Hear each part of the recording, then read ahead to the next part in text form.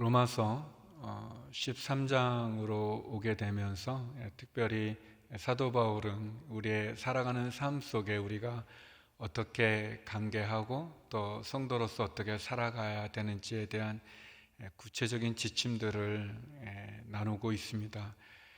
어제 본문에서는 위에 있는 권세들에게 복종하라 라고 말씀하시면서 우리의 삶 속에 또 세워진 지도자들에 대해서 우리가 기도하고 또 그 지도자들을 도와서 함께 하나님의 나라를 세워가야 되는 부분을 이야기해 주었습니다.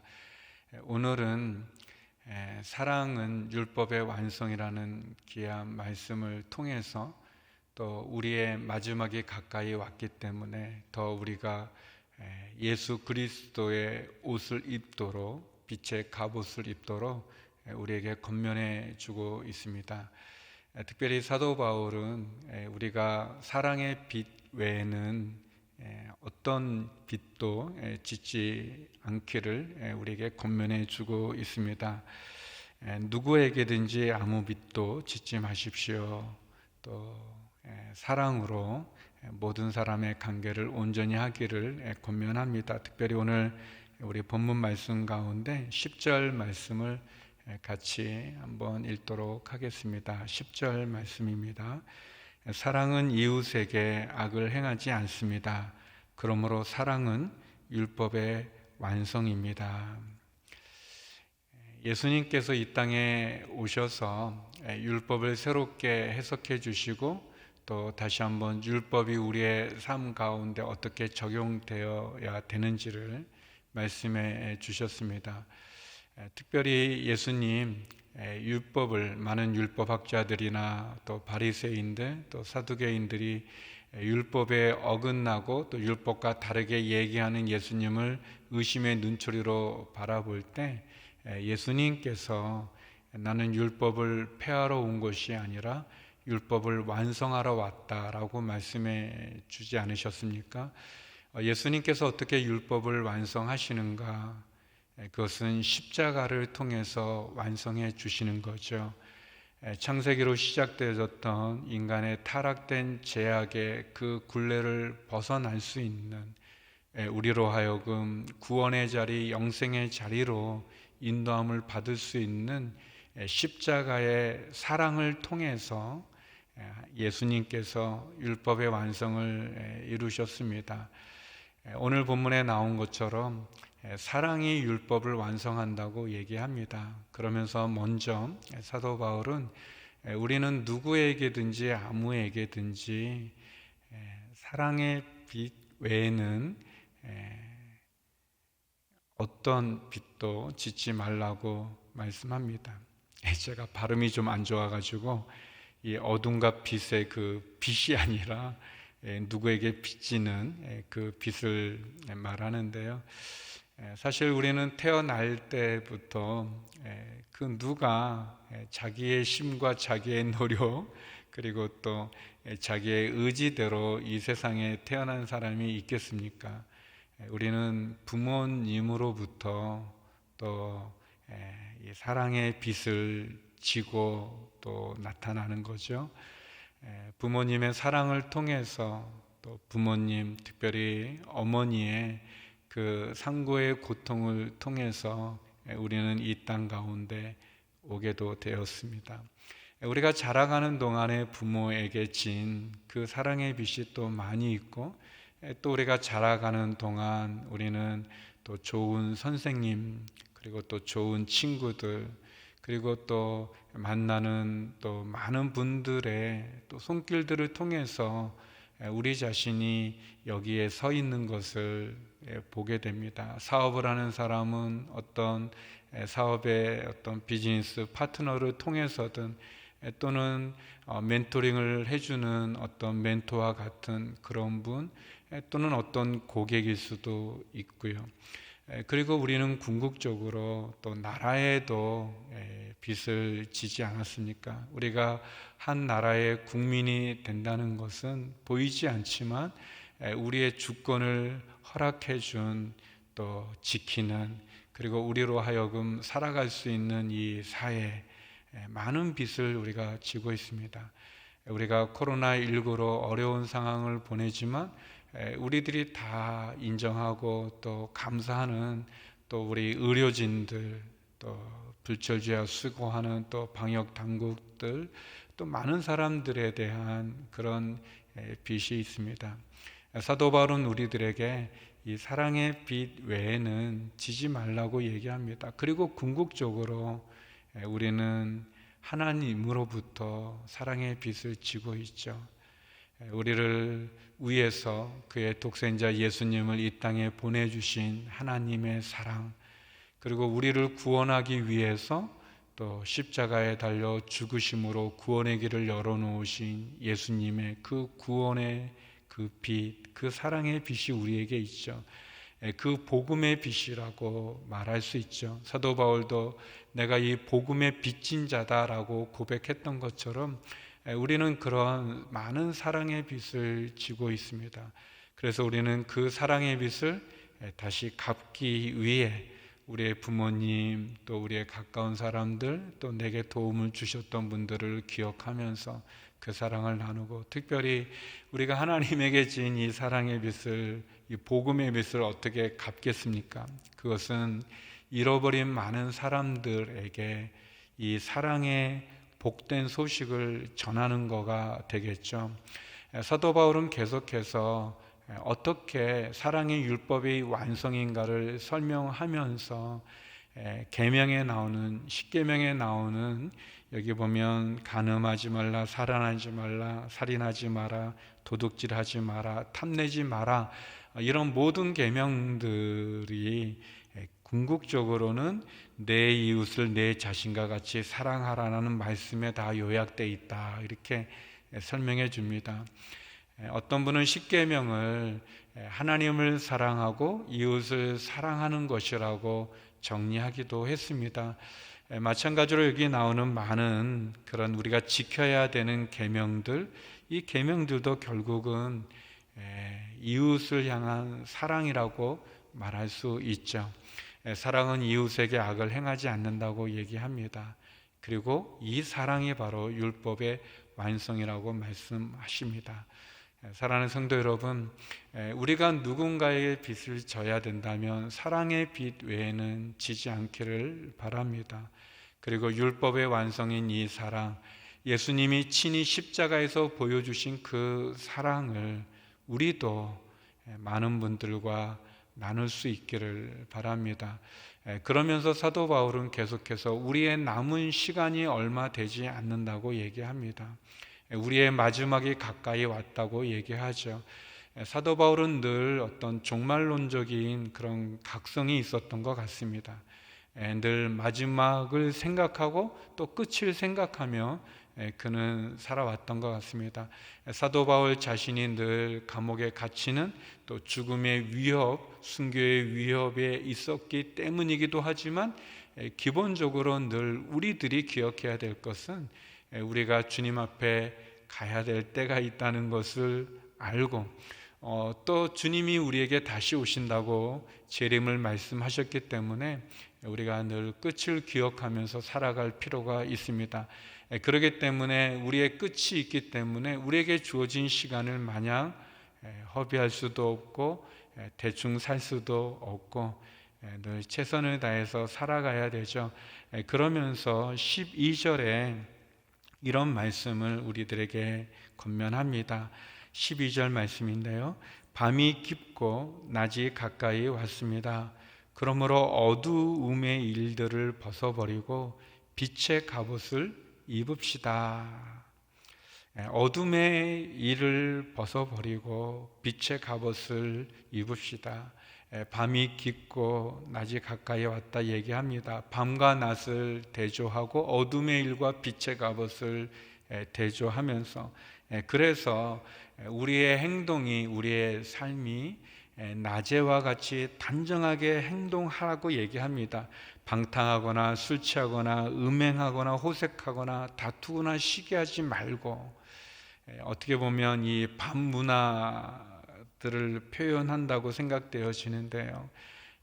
이렇게 방탕한 거, 술 취한 거, 또 음행하는 거, 또 호색하는 거, 이 정욕의 제약 제약들을 끊어버리고 또 다투거나 또 분쟁하는 것, 또 탐욕에 휩싸여서 정욕에 휩싸여서 육체대로 행하는 제약 가운데 거하지 말라고 얘기합니다. 어둠의 일들을 벗어버리라고 말씀하고 있습니다. 사랑하는 성도 여러분, 우리 믿음을 가진 성도들이 참으로 빛이 되고 어둠 가운데 빛이 되고 또 소금이 되어질 수 있는 삶은 부끄럽지 않은 삶이어야 됩니다. 그것은 다른 사람이 볼 때만 그런 것이 아니라 내가 홀로 있을 때도 그렇고 내가 굉장히 바쁠 때뿐 아니라 내가 한가할 때도 내가 어느 장소에 있든 어느 시간에 있든 누구에게도 부끄럽지 않은 그런 우리의 삶이 되어야 그것이 빛과 소금의 삶이라고 말할 수 있지 않겠습니까?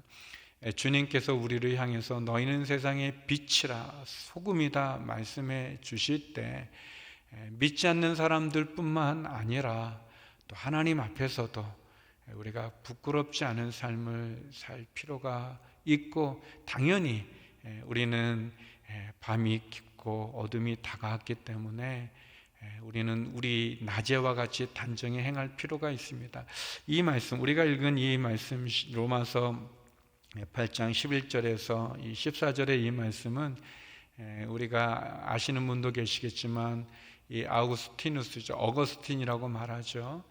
교부 철학자로 기독교의 큰 역할을 감당하셨던 어거스틴이라는 분이 제약의 길에 있다가 이 말씀을 읽고 회심했습니다. 그 제약된 길에서, 정욕의 길에서 벗어나서 결단하고 회개하고 하나님 앞에 바로 서게 됐던 그런 결정적인 회심의 말씀인데, 우리도 우리 자신을 돌이킬 필요가 있습니다. 그러면서 결론적으로 14절에 이렇게 말씀합니다. 오직 주 예수 그리스도로 옷 입고 정욕을 채우려고 육신의 일을 애쓰지 마십시오.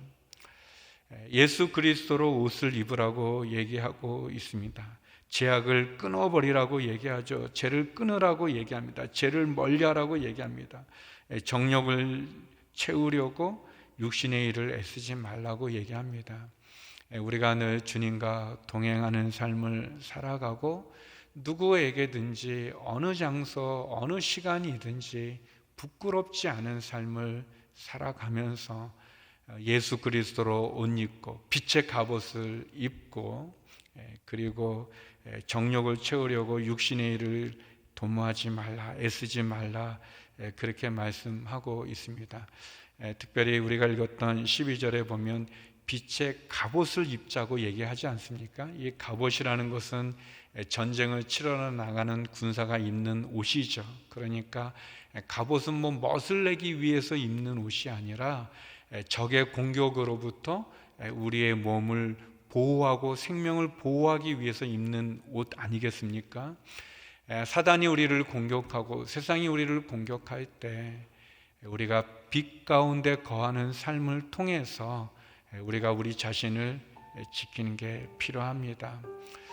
전설처럼 내려오는 얘기 가운데 사도 베드로가 닭이 3번 울 때 자기가 예수님을 3번 부인한 것을 기억하고 통곡하고 주님 앞에 엎드리지 않았습니까? 전설처럼 내려오는 얘기에 의하면 베드로는 그 이후로 새벽 닭 울음소리가 들릴 때마다 하나님 앞에 무릎을 꿇고 자신이 주님을 부인했던 죄를 고백하고 자신의 그 연약함 앞에 겸손하게 하나님께 기도했다고 합니다. 사랑하는 성도 여러분, 우리가 겸손한 마음으로 나도 넘어질 수 있고 또 나도 쓰러질 수 있고 나도 유혹에 넘어가는 죄악 가운데 거하는 그런 부족한 존재임을 고백하면서 다시 한번 예수님으로 옷 입을 수 있는, 어둠 가운데 있지 않고 어둠의 일을 끊어버리고 죄를 끊어버리고 죄의 습관을 끊고 빛의 갑옷을 입을 수 있는, 또 오늘 말씀처럼 이웃을 사랑하는, 그래서 사랑의 빛 외에는 지지 않는 율법의 완성인 사랑의 자리, 십자가의 자리로 나가는 저와 여러분이 되었으면 좋겠습니다. 우리 이 시간 함께 기도했으면 좋겠습니다. 우리 기도할 때 하나님, 우리의 연약함을 돌아봐 주셔서 다시 한번 빛의 갑옷을 입게 해 주시고 예수 그리스도로 옷 입게 하여 주시고 낮에와 같이 단정히 행하며 어느 장소 어느 시간에도 부끄럽지 않는 삶을 살게 하시고 제약은 끊게 하여 주옵소서. 십자가 복음을 증거하는 복음의 빚진 자로 복음을 전하는 사랑의 사람이 되게 하여 주옵소서. 또 코로나19가 확산 가운데 있는데 종식되게 하여 주시고 더 이상 확산되지 않게 하시고 이 위기와 어려움을 극복하게 하여 주옵소서. 우리 함께 기도하며 나가겠습니다. 기도하시겠습니다. 하나님 아버지, 우리가 사랑의 빛 외에는 누구에게도 어떤 빛도 짓지 않는 그런 사람이 되게 하여 주옵소서. 부끄럽지 않은 삶이 되기 원합니다. 어느 장소 어느 시간 하나님 사랑의 빛 외에는 복음의 빛 외에는 지지 않게 하시고 어둠의 일을 벗고 빛의 갑옷을 입게 하여 주시고 특별히 예수 그리스도로 옷 입고 육신을 위해서 정력을 애쓰는 자가 되지 않게 하여 주옵소서. 우리의 제약된 습관은 끊게 하여 주시고 제약의 길에 돌이켜서 소금과 빛의 사명을 감당하는 저희가 되게 하여 주시옵소서. 하나님 아버지, 특별히 코로나19로 어려운 이 나라 이 민족 온 세계를 긍휼히 여겨 주시옵소서. 더 이상 확산되지 않게 하여 주시옵소서. 온 국민이 한마음이 되어 극복하게 하여 주시고 이겨나가게 하여 주시고 특별히 코로나19로 말씀하시는 하나님 앞에 겸손하게 나가는 저희가 되게 하여 주시옵소서. 하나님 아버지, 의료진들 방역당국을 축복하시고 힘주시고 또 확진 판결 받은 분들은 치료와 회복을 허락하여 주시옵소서. 특별히 하나님, 코로나로 인해서 많은 어려움이 있는 사람들이 있습니다. 경제적인 어려움들, 관계의 어려움들, 또 계획에 차질을 갖게 되는 여러 어려움들이 많이 있습니다. 도와주시옵소서. 다툼과 분쟁, 탐욕의 제약을 우상 숭배와 하나님의 창조 질서를 거스르는 이 땅의 제약의 길에서 돌이키는 이 민족 되게 하여 주시고 하나님, 우리의 지도자분들이 하나님을 두려워하게 하시고 국민을 두려워하고 한 마음이 되어 이 위기를 이겨나가게 하여 주옵소서. 병상에 있는 한우들을 기억하여 주시고 선교지의 선교사님들을 기억하여 주시고 비대면으로 영상으로만 예배드릴 수 없는 이 안타까운 상황을 하나님 우리가 믿음으로 극복하며 하나님 속히 주님 앞에 예배당 예배를 드릴 수 있는 은혜를 허락해 주옵소서. 거룩하신 아버지 하나님, 사랑의 빛 외에는 어떤 빛도 짓지 않는 저희가 되고 복음의 빚진 자로 주의 구원의 십자가의 사랑의 복음을 증거케 하여 주옵소서. 어둠의 일을 벗어버리고 빛의 갑옷을 입게 하여 주시고 예수 그리스도로 옷 입고 육신을 위해서 정욕을 도모하고 애쓰는 어리석은 자가 되지 않게 하여 주옵소서. 어떤 장소 어떤 시간에도 부끄럽지 않은 삶을 살게 하시고 늘 하나님 앞에 겸손하게 우리 자신을 돌아봐 부끄럽지 않은 성도의 삶의 자리에 있는 저희가 되게 하여 주옵소서. 하나님, 코로나19로 많이 어렵습니다. 도와주시옵소서. 하나님, 더 이상 확산되지 않게 하여 주시고 확진된 분들은 치료받게 하여 주시고 또 경제적인 어려움에 처한 성도들에게는 하늘의 창고를 열어 주옵소서. 의료진들을 격려하여 주시고 속히 백신과 치료제가 개발되게 하여 주옵소서. 병상에 있는 한우들과 육체의 약함을 갖고 있는 모든 성도들에게 치료를 허락해 주시고 치유의 빛을 비추어 주옵소서. 하나님, 주님 앞에 눈물로 기도하는 성도들의 기도마다 응답하여 주시고 선교지의 선교사님들을 축복하여 주옵소서. 이제는 우리 주 예수 그리스도의 은혜와 아버지 하나님의 크신 사랑과 성령의 교통하심이 사랑의 비두에는 어떤 빛도 짓지 않기 원하며 빛의 갑옷을 입고 예수 그리스도와 늘 동행함으로 승리하기 원하는 머리 숙인 주님의 귀한 성도님들 가운데, 이 나라 이민족 선교사님 가운데 이제로부터 영원히 함께 없길 간절히 축원하옵나이다. 아멘.